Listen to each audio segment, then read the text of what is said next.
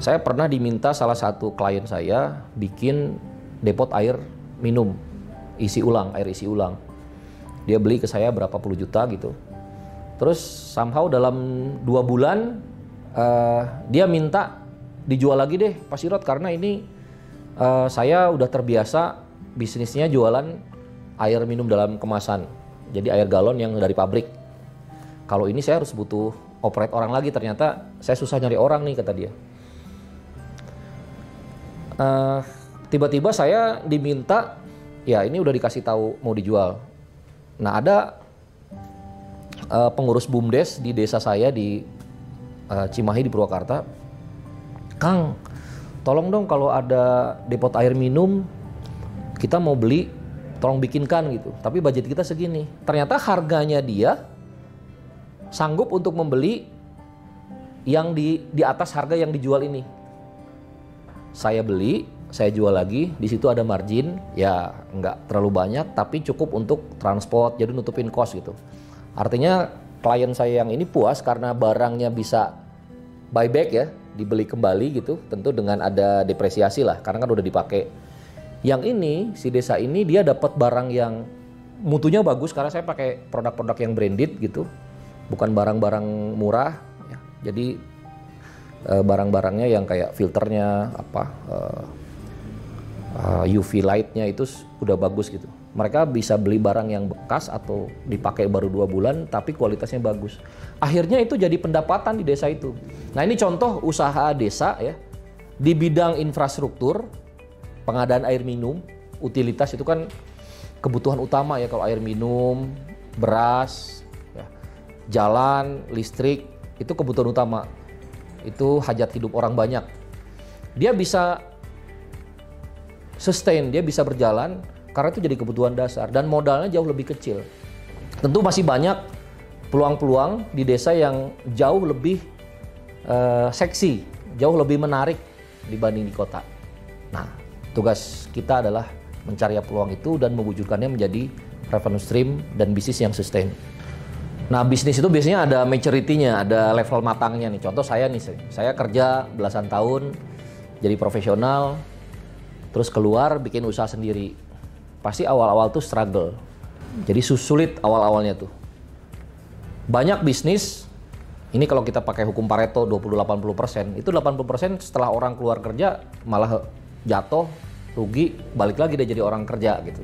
Nah, harusnya orang yang sudah belasan tahun berbisnis di bidang itu, misalnya di bidang sales, di bidang misalnya dia buka bengkel jadi teknisi, pas dia buka bengkel tentu dia punya pemahaman, minimal juga punya tabungan, dia bisa buka bisnis dan itu berjalan lancar ya, harapannya gitu. Setelah itu, setelah dia adaptasi, tahapannya adalah membesar. Nah ini bagaimana nih ketika dia keluar kerja melihat ada peluang, wah ini banyak motor nih, saya mau buka bengkel nih di satu desa ini, ya kan? Terus dia bertahan, terus bagaimana membesar? Itu tidak lain adalah di strategi manajemen dan bisnis proses. Jadi butuh strategi dan butuh proses bisnis yang benar. Dalam pengalaman UKM itu biasanya konsistensi itu yang berat. Jadi awal-awal lagi modal lagi banyak, itu lagi tren-trennya, lagi semangat-semangatnya gitu.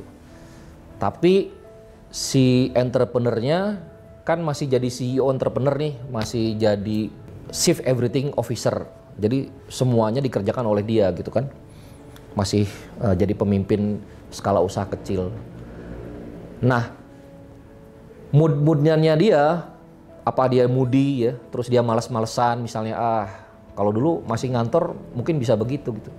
Tapi begitu dia menjalankan bisnis sendiri, sekali dia males, maka tim yang ke bawah, kliennya ya langsung hilang, dia nggak punya uang.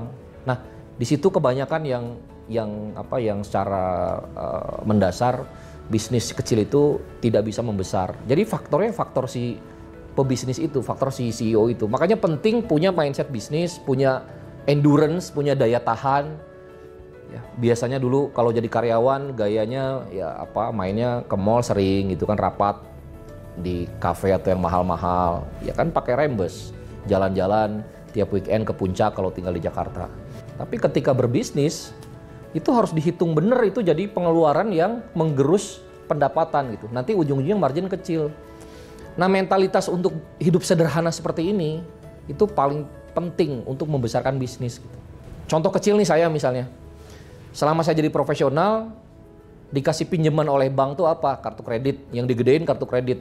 Wah, asal kayak gaya aja gitu punya kartu kredit. Padahal itu hutang. Hutangnya hutang personal, bad debt, hutang jelek lagi. Jadi hutang itu ada dua, ada hutang baik, ada hutang buruk. Hutang buruk itu yaitu personal loan. Itu saya rubah mindset saya tuh. Walaupun ditambahin gede oleh bank segala macam, kita nggak tertarik. Kalau bisa dimatiin banyak kartu kredit, sisain 1 atau 2 aja lah. Lebih bagus lagi tanpa kartu kredit, idealnya. Berikutnya memperbesarnya apa? Memperbesarnya kalaupun pinjaman untuk modal. Jadi lebih ke productivity loan.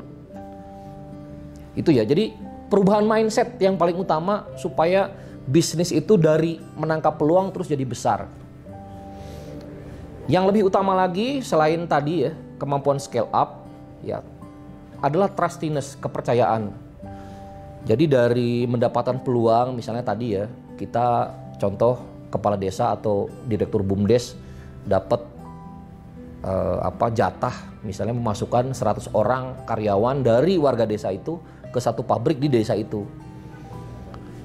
Kalau dia sistemnya kuota, di 100 garbage in garbage out, yang dimasukin orang-orang yang nggak berkualitas, terus tiba-tiba dari 100 itu misalnya 90 orang nggak layak, akhirnya dipecat.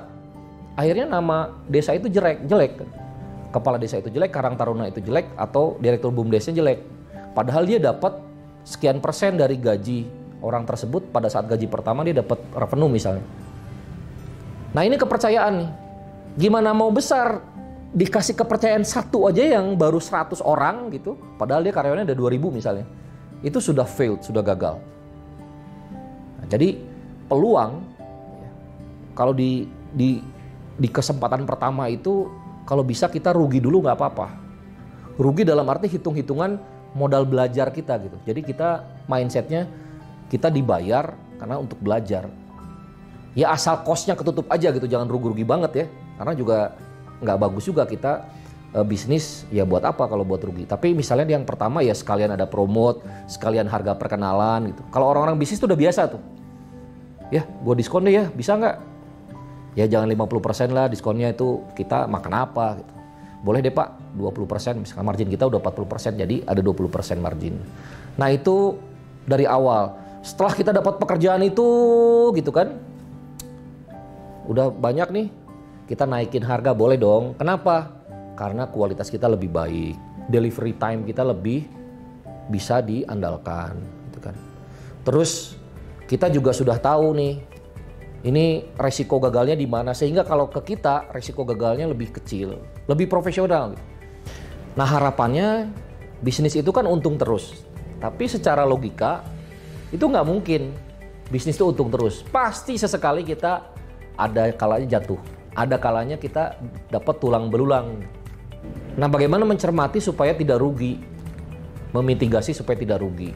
Kalau kita lihat proses bisnis itu biasanya itu cuma 3 aja. Pertama, jangan sampai salah arah. Kedua, jangan sampai salah urus. Yang ketiga, kalau kita menggunakan partner atau karyawan atau tim, itu jangan sampai salah orang. Jadi salah arah, jangan salah arah, salah urus, dan salah orang. Kalau kita punya karyawan yang produktivitasnya merugikan ya, punya aset gitu, misalnya kita mau jualan keripik singkong nih, kan pasti beli pisau tuh buat motong atau mesin pemotong singkong. Baru 2 bulan kok udah hilang gitu. Ternyata ada karyawan yang nggak amanah, atau partner bisnis, pelaku UKM kita, misalnya tradernya nih, kita marketernya, kita jual ke kota, kita packing, nggak amanah. Berarti harus dididik supaya dia amanah gimana caranya, atau dibuat sistem supaya orang itu amanah. Ya kalau gitu si orang itu aja yang beli barangnya, tapi kita pinjemin duitnya misalnya. Cara bayarnya gimana? Dari barang yang dia store, itu bisa. Karena kalau dia hilang alatnya, yang rugi bukan kita saja, tapi dia juga rugi. Nah, itu contoh mengakali bagaimana kita menekan kerugian. Nah, kalau kita bisa mengurus atau tidak salah urus, kita arahnya benar nih secara strategi nih. Misalnya gini, kita dari pabrikan keripik pisang atau keripik singkong itu fokus kita di marketing misalnya. Tapi kita malah beli lahan, ya lagi untung beli lahan pisang gitu. Kita nggak punya skill set, nggak punya kemampuan untuk budidaya pisang atau singkong. Investasinya kemahalan. Investasi apa? Infiltrasi ilmu. Tadi kita pikir-pikir kalau saya beli ke orang 5.000 per kilo pada saat panen atau 10.000 per kilo pada saat paceklik. Kalau saya punya lahan, saya berarti itu sebenarnya cuma 1.000 nih. Pikiran kita untung tuh. Tapi the details, the devil within the details. Jadi yang parahnya tuh ada di detailsnya, ternyata nggak segampang itu gitu. Nah, ini juga penting ya punya mindset keep it simple stupid. Jadi kita fokus aja di hal-hal kecil ya, di bisnis atau di segmentasi yang kita jago di situ. Semakin lama kita berada dalam segmentasi itu, semakin kuat kita di industri itu mengenalnya. Orang-orang akan banyak berdatangan memperkuat bisnis kita gitu. Ada hal-hal yang harus dipertahankan ya. Kita kuatnya di mana gitu. Itu yang dipertajam, dikapitalisasi. Jadi kalau jagonya di jualan, ya bukan di hulunya dimurahkan gitu kalau kita masih sedang-sedang aja bisnisnya. Ya marketnya dilebarkan gitu. Atau kerjasamanya diperkuat. Kalau memang mau bahan baku yang lebih murah, ya kerjasama dengan petani misalnya. Bantu petani, jadi memutus rantai dengan tengkulak misalnya, bisa nggak? Tentu ada skill set juga khusus, tapi resikonya nggak lebih, artinya lebih ringan dibanding investasi beli lahan sendiri. Saya kira itu satu siklus dari peluang bisnis menjadi dia berjalan, dan yang paling penting barokah untuk warga desa.